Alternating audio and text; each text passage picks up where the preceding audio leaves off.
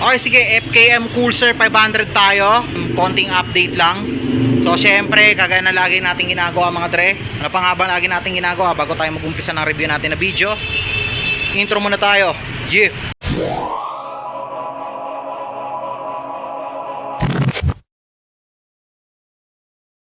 Okay, so FKM Coolser 500. And now, ito mismong version na ito is version 2026 na po. Ano nga bang mga nabago dito mismo sa motorsiklo na to? Simulan na natin ikutin, syempre. Okay, so in terms of designs and looks na meron dito mismo sa motor na to, from head to toe, including yung kanyang headlight, suspension, brakes, mags, and at the same time yung gulong is halos same pa rin naman yung actual na design niya. Pero merong isang bagay ako na notice dito mismo sa motorsiklo na to, na sadya talagang bahagyang nagbago dito mismo sa appearance niya. And also, ito yung kanyang actual na wheel mags, which is dati naka-gold ito, ay naka-golden brown yung actual na kulay na ito, which is nagbe-blend talaga sa color ng black. Dito mismo is medyo may pagka-ash gray na yung actual na color nung mismong wheel mags niya rito mismo sa may bandang harapan. And na-notice ko rin na pati na rin yung bandang likuran ng mismong motorsiklo na to is nagbago rin yung actual na kulay ng wheel mags na ito. Ngayon, ano pa nga bang isa pang na-obserbahan natin dito? Sa lahat ng ilaw niya dito mismo sa may bandang harapan, mapapansin nga natin mabuti na lahat na ito, including yung turning lights, headlights, and DRL is naka-LED din. And at the same time, sigurado tayong maganda yung liwanag or maganda yung quality ng liwanag na kayang i-release na itong headlight na ito dito mismo sa motorsiklo na to. Gawa nga ng itong motorsiklo na to is naka-dual projector light na po ito sa kanyang headlight dito mismo sa may bandang harapan.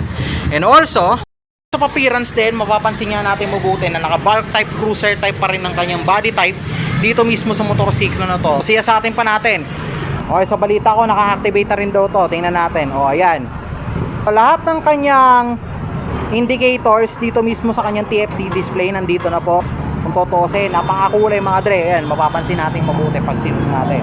Andito yung kanyang speedometer, yung kanyang orasan, tachometer, gear indicator, check engine, ABS, TCS, and at the same time, yung kanyang turning lights indicator. High beam and low beam syempre meron din. Plus hazard. Tapos yung kanyang headlight indicator. Ayan, mapapansin natin. Ito pa, comfortable and wide seats para dito mismo sa rider.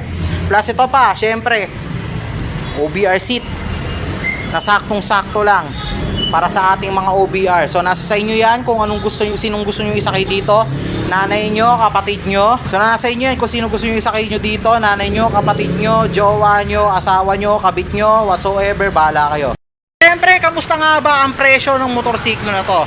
So yun, as of the moment, yung price niya wala pa rin pinagbago, nasa 238,000 pa rin siya. And also, ayan, ipa-flash ko na lang sa screen yung pinaka-actual na price breakdown para dito mismo sa motor nito para magka-idea kayo pag kumuha kayo ng installment para dito mismo kay Coolser 500.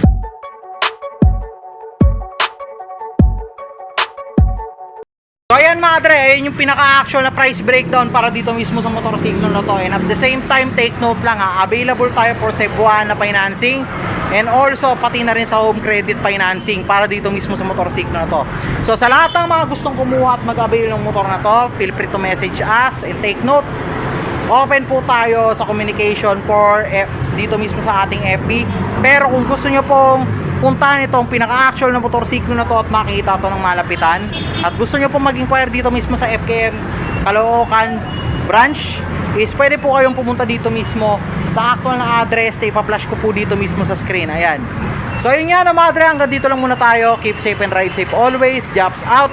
Ingat kayo palagi.